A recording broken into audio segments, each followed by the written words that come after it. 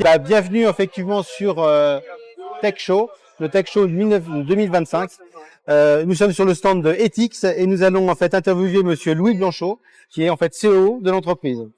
Absolument. Donc, alors expliquez-nous un petit peu, en fait, présentez-nous un petit peu votre entreprise. Donc Etix, on est une société de Edge Data Center, donc des data centers de proximité. Donc on a aujourd'hui une quinzaine de data centers en Europe, 14 en France et un en Belgique. On a un peu plus de 80 collaborateurs et un peu plus de 500 clients. D'accord, donc déjà une entreprise, et vous existez depuis? Alors la marque existe depuis 2012, mais en fait historiquement, en fait, on a commencé par faire de la conception-construction pour des clients finaux. Et en 2020, le groupe de l'époque s'est fait racheter par une grosse société d'opérateurs télécoms, enfin d'opérateurs de data center, pardon, qui s'appelle Vantage Data Center. Okay. Et nous, on a reconstruit en fait l'histoire en créant une nouvelle société, en récupérant la marque. Ça, c'est en 2020. D'accord. Et donc depuis là, la nouvelle histoire Etix, parce qu'on a réduit aussi le nom. Okay. On s'appelle plus Etix Everywhere. J'y reviendrai tout à l'heure. Okay. Mais on s'appelle Etix. Ça, c'est une histoire qui date de décembre 2024, donc quasiment 5 ans. Ah oui, donc là, ok. On avait repris 5 data centers à l'époque. Là, aujourd'hui, comme je vous dis, on en a une quinzaine maintenant. Donc, on a mutué par 3 le nombre de data centers. En peu de temps. On avait une vingtaine de collaborateurs, on est un peu plus de 80, donc mutué par 4 le nombre de collaborateurs. Donc, effectivement, c'est quasi 5 dernières années, on a eu une très belle croissance. Donc, croissance rapide. Oui, exactement. Croissance rapide. Croissance avec un sourire. Un sourire parce que ça Toujours. Va bien. Je voudrais que vous me définissiez ce que c'est qu'un data center de proximité. La proximité, en fait, il peut y avoir 2 significations. Oui. Proximité géographique avec le client. On va parler du coup d'une zone de chalandise dans les 200 km autour du data center. D'accord. Donc ça permet en fait d'être au plus proche de l'utilisateur, donc notamment pour des enjeux de latence. C'est pour ça que un peu un élément fort qu'on retrouve normalement dans les edge data centers, c'est la connectivité. Oui. Donc justement pour être proche et fournir justement des solutions très fortes de connectivité pour réduire au plus possible la latence avec le client final. Et après j'aime aussi dire proximité avec nos clients sur l'aspect service, la réactivité qu'on peut avoir et la qualité de service qu'on leur fournit. On est quand même sur un périmètre régional. Hein. Alors, on est sur un périmètre régional ou national-international. On a des clients internationaux, par exemple, qui, pour avoir une bonne couverture géographique sur la France, vont prendre chez nous des offres multi-sites. Et c'est pour ça le fait qu'on soit pas dans une seule région, mais qu'on ait une couverture à travers 6 régions. Aujourd'hui, en France, donc du coup, nos 14 sites sont répartis sur 6 régions. D'accord. Et donc du coup, les gens sont capables de prendre du Lille, Paris, Lyon, Montpellier et avoir cette couverture nationale avec un seul et même contrat chez Etix. Et par rapport en fait donc proximité, mais quelle est la taille à peu près en fait? En mètres carrés, en fait, ça fait combien vos Alors, sites, hein? Je vais plutôt parler en mégawatts, parce que c'est un peu le maître mot dans notre industrie. On a des sites entre 1 et une dizaine de mégawatts. D'accord. Donc c'est 10 mégawatts, ça commence à devenir un site important. Alors ça, c'est sur les nouveaux produits qu'on va sortir justement pour s'adapter justement aux nouveaux besoins du marché. Avec l'arrivée de l'IA, en fait, comment vous situez-vous au niveau effectivement équipement? Parce que ce qu'on a remarqué en fait avec l'arrivée effectivement de la puissance de calcul nécessaire pour faire tourner en fait des algorithmes IA, les serveurs actuels ne suffisaient plus. Et on passait en fait de la génération CPU à GPU. Alors vous vous situez comment? Vous avez en fait, est-ce que vous avez toujours des data centers CPU qui resteront CPU ou est-ce que vous allez évoluer en fait sur Alors ce qui est important, c'est que nous aujourd'hui, le métier, enfin en tout cas les clients qu'on adresse aujourd'hui très majoritairement, leur cœur business, c'est vraiment pour opérer les infrastructures IT qui leur permet de assurer le run de leur société. D'accord. Donc effectivement, on reste sur de l'infrastructure plus classique. Okay. Pour autant, on voit les densités électriques qui quand même augmentent largement. On n'est plus sur de la B2-3 kg, mais très souvent, on est sur des projets entre plutôt 6 et 15 kW la baie. Ah oui. Donc déjà, on voit des évolutions. Et c'est une certitude, c'est que dès qu'on parle d'infrastructure IA et notamment des GPU, là, les densités, elles peuvent être bien plus élevées. Parce qu'on a une plateforme aussi à Bangkok, on héberge des infrastructures IA, c'est live dans nos data centers. D'accord. Et je vous donne un bon exemple, on avait un client qui nous avait pris 1,5 MW pour une centaine de baies, donc à peu près 15 kg la baie. Finalement, il a consommé la totalité de cette puissance en 9 baies. Ah ouais, donc on est sur des infras qui sont de l'ordre de 150 kg la baie. Donc ça n'a rien à voir. Ah oui, et c'est pour ça que nous, ce qu'on fait sur tous nos nouveaux projets et même les sites existants, On essaye de voir dans quelle mesure on est capable de répondre à ce type de besoin en termes de densité électrique. D'accord. Parce que, en fait, quand on construit pour des très longues durées, 15-20 ans. Et il faut être sûr et certain qu'on arrive à effectivement garder un site qui est state of the art, qui répond en fait à une problématique marché. Ouais. Donc, on essaie de donner un peu de flexibilité sur nos infrastructures techniques. Quand vous terminez un site, en fait, c'est le délai de raccordement à l'opérateur électricien, en fait, c'est combien? C'est parce qu'il paraît que c'est de plus en plus long. Hein. Ouais, c'est sûr. Après, on n'a pas les mêmes contraintes que les gens qui construisent des campus, qui font 200, 300 mégawatts ou même 1 gigawatt. Ouais. Là, ça peut être 5-10 ans. Nous, on est sur des puissances quand même beaucoup plus faibles et ça peut aller de quelques semaines à 6 mois. D'accord, donc c'est quand même Donc c'est des raisonnable. timings sont beaucoup plus courts. Ouais, c'est raisonnable parce que justement, il y a plus le temps avance et plus effectivement, il faut choisir une zone géographique où il y a surtout pour les mégawatts, pour le gigawatt, il faut être à côté effectivement soit un poste source, soit en fait une ligne haute tension, très haute tension. Bah, même souvent, ils vont essayer de réindustrialiser des anciens sites, des anciennes friches industrielles. Ouais. Ça, c'est à mon sens, c'est ce qu'il y a de plus pertinent. Et en plus, ça s'y prête bien parce que pour des gros campus IA, les enjeux de latence, en fait, il n'y a pas d'enjeu particulier. La connectivité, elle est vraiment intrinsèque au niveau du site. Et la connectivité vers l'extérieur, en fait, elle est beaucoup plus faible. Et la latence sur tout ce qui va être entraînement des machines, c'est ce qu'on appelle le LLM, ne nécessite pas en fait de délai très court de réponse. C'est plutôt pour la partie ce qu'on appelait inference de la partie IA, où là, pour le coup, la proximité avec le client va jouer. Et nous, c'est sur ce terrain de jeu qu'on va jouer. D'accord. Okay. Donc, je comprends parfaitement. Donc, effectivement, alors, vous êtes une société française. Oui. Est-ce que vous vous sentez soutenu par le gouvernement? Est-ce que vous êtes, dans le cadre, en fait, effectivement, de vos implantations, de l'aide que vous apportez, en fait, les pouvoirs publics, est-ce que vous vous sentez vraiment soutenu?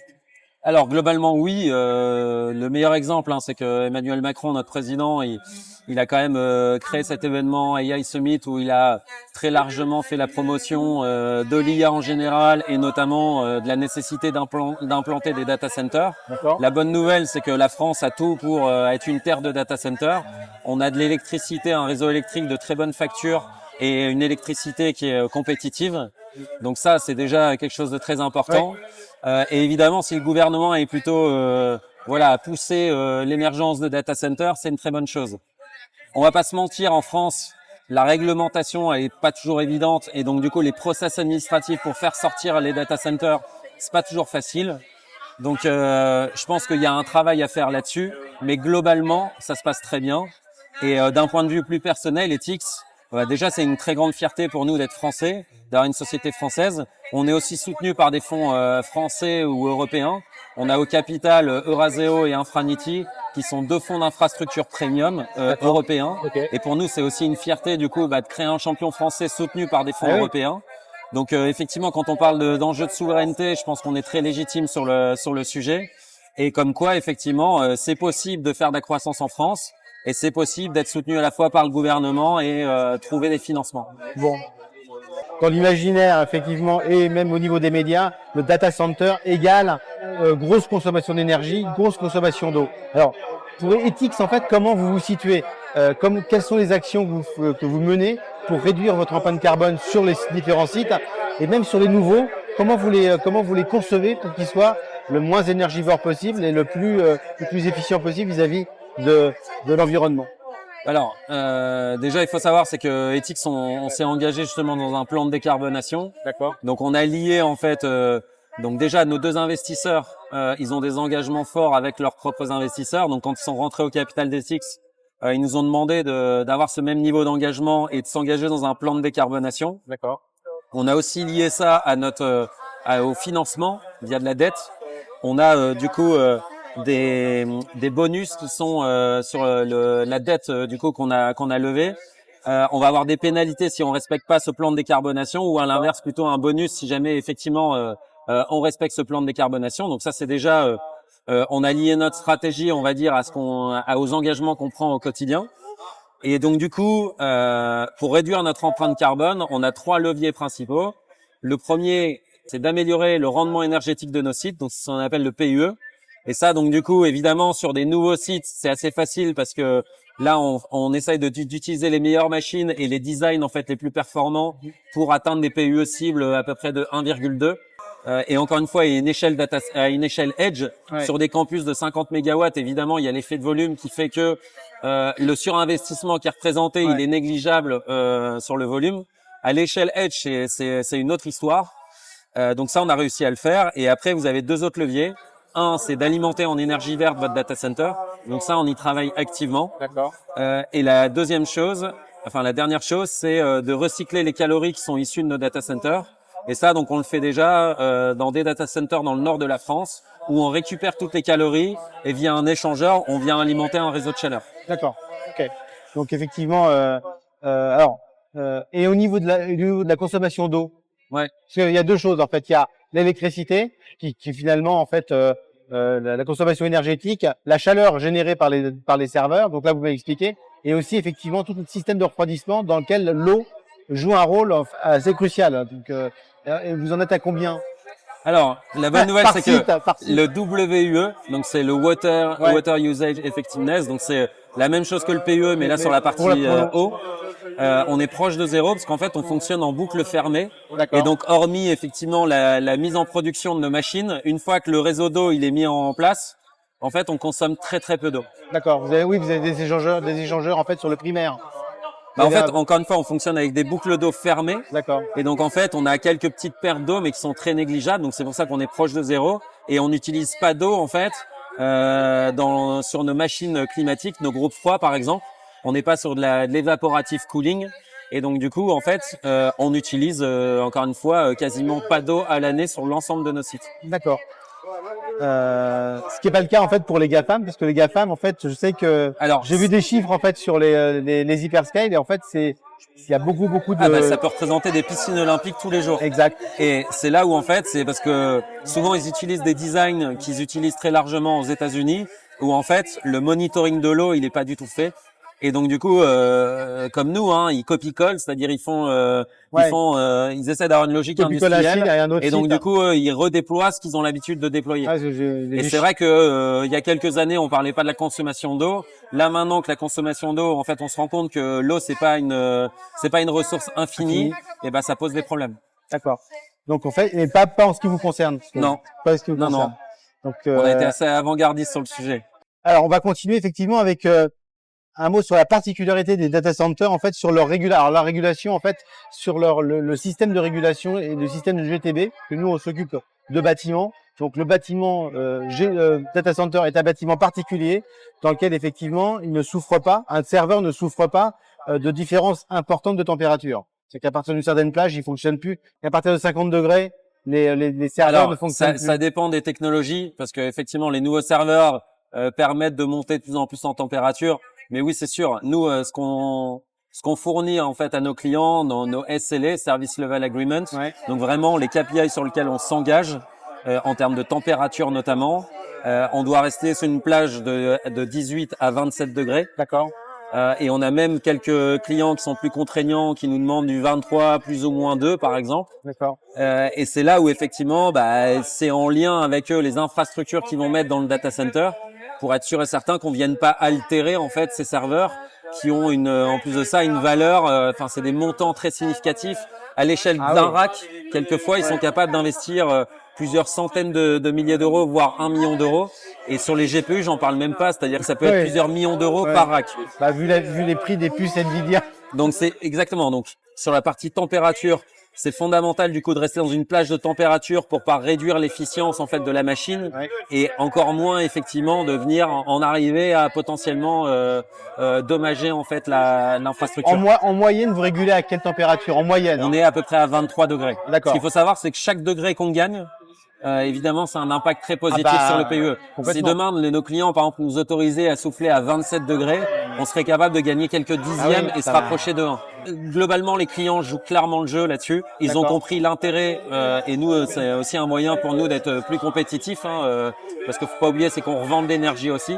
Donc tous les degrés de PUE, enfin tous les points de PUE qu'on est capable de gagner, potentiellement, ça joue sur la compétitivité aussi. C'est des Et gros chiffres, évidemment, à mon avis. le côté aussi empreinte carbone.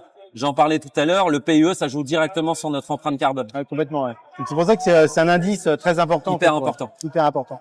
Est-ce que vous avez des craintes? Alors, on parle beaucoup de l'IA, en fait, de la bulle IA. En fait, ces investissements se comptent en milliards, en centaines de milliards. On sait plus où ça va s'arrêter. Tout le monde commence à parler de bulle. Est-ce que ça vous inquiète, en fait, sur l'avenir du développement des data centers? Est-ce que ça risque de freiner si la bulle éclate, comme elle a éclaté sur Internet dans les années 2000? Est-ce que ça risque de freiner un peu l'investissement, en fait, sur les data centers? Parce que quand vous avez des clients qui sont plus infra, ça sera peut-être moins impacté. Alors nous, pour être très clair, on a 500 clients. Aujourd'hui, en fait, l'IA, c'est un marché, c'est une opportunité. Mais en fait, la chose essentielle dans le Edge Data Center, c'est qu'on a une multitude de clients. Notre plus gros client, il représente 8% du chiffre d'affaires. Donc, on n'a aucune exposition à l'IA et on n'a pas on a une forte résilience, on va dire, dans notre portefeuille client. D'accord. Donc, on n'est pas du tout exposé. Plutôt à l'abri. Après, par rapport à effectivement la bulle qu'il peut y avoir sur le marché, moi, ça me fait rigoler parce qu'on entendait ça à l'époque du cloud public où effectivement, il y a tous les hyperscalers qui sont arrivés, qui ont pris énormément de capacité et on s'est dit, est-ce qu'il n'y a pas une bulle dans le marché du data center? Parce qu'effectivement, ça a fait exploser en fait la croissance des data centers. J'ai un peu l'impression que en fait, on est juste en train de répéter ce qui s'est passé il y a quelques années. Et donc, les inquiétudes, moi, je suis assez serein là-dessus. D'accord. Ce qui est clair, c'est que ce qu'on ne sait pas, c'est que là, on est dans une ère où du LLM, où on est en train d'entraîner les machines. Et une fois que les machines seront suffisamment entraînées, en tout cas, on aura rattrapé le retard en termes d'éducation des machines et que elles continueront d'être entraînées, mais à la marge. Et qu'est-ce qui va se passer? La réalité, c'est que ce qu'on voit, là, la partie l'IA est très peu. Il y a très peu d'applicatifs aujourd'hui qui sont monétisés sur l'IA. C'est en train de se faire. C'est ce qu'on appelle la partie inference justement de l'IA. Et ce que je vois, moi, c'est qu'il va y avoir un basculement entre le LLM. 85% qui pour l'instant ne rapporte pas du tout d'argent. Oui, mais la part minoritaire, du coup, 15%, elle va grossir dans le temps. Probablement. Et ce qui est sûr, c'est que l'IA, on le voit déjà aujourd'hui, c'est en train de complètement changer notre manière de travailler. Donc, c'est quelque chose de durable et qui va clairement se monétiser parce que demain, enfin déjà aujourd'hui et demain encore plus, l'IA va devenir incontournable. Et donc, c'est pour ça que moi, je suis quand même très serein sur la part que va représenter l'inferencing. Et nous, clairement, c'est là-dessus qu'on se positionne. Et donc, c'est pour ça que je suis pas du tout inquiet. Ce qui est sûr, c'est que des nouveaux acteurs qui arrivent sur une géographie et qui sont exposés sur une géographie, si pour X raisons, il y a des acteurs qui se désengagent de cette géographie, ça peut faire très mal. Quand il y a eu la bulle Internet, il y a eu effectivement des morts. Internet n'a pas disparu, bien au contraire, il s'est développé. Mais à un moment donné, il y a eu effectivement un espèce de creux, une espèce de d'effondrement temporaire où il y a eu des morts. Donc c'est pour ça que le sens de la question, c'était pas de dire ça n'existera pas, c'était de dire est-ce que vous, en tant qu'éthique, vous êtes impacté? Là, vous m'avez répondu que vous êtes donc éthique, non. Et moi, ce qui peut m'inquiéter, c'est par effectivement tous les nouveaux acteurs, notamment de l'immobilier, qui pensent que le data center c'est l'Eldorado et qu'il suffit d'avoir un terrain avec de la puissance et ça se vendra en fait dans les quelques semaines. Ça voilà, moi je miserai pas là-dessus. Prudence. Voilà, exactement. Prudence. Je pense que c'est quand même un métier d'expert et notamment un métier d'opérateur. Ouais. Voilà. Alors, on arrive à la fin de l'interview. Vos ambitions à 5 à 10 ans? Nous, notre objectif, c'est dans 5 ans de doubler la taille de la plateforme. Donc aujourd'hui, on a une quinzaine de data centers, c'est d'arriver à une cible à une trentaine de data centers. Et aujourd'hui, notamment, alors on a notre présence à Bangkok, mais si je parle de l'Europe, on est très largement répartis sur la France. Et le but, c'est d'ouvrir des nouveaux pays qui vont être stratégiques, puisque quand je dis stratégique, c'est qu'ils vont créer en fait des ponts avec nos clients en France et nos clients du coup qui sont nationaux mais aussi internationaux. Typiquement la France et l'Allemagne. J'ai beaucoup de clients, si demain j'ouvre des sites en Allemagne, qui vont me prendre de la capacité et inversement, les clients que j'aurai en Allemagne vont chercher à se déployer aussi sur mes infrastructures en France. D'accord. Donc pour faire simple, on regarde aujourd'hui tous les pays assez matures qui sont limitrophes de la France.